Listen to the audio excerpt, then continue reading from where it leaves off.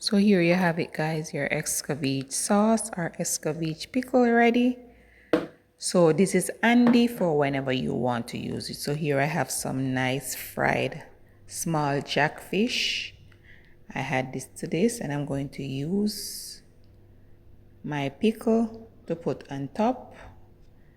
And these were very delicious, guys. The full video of this fish coming soon. And I also serve it with some nice fluffy festival.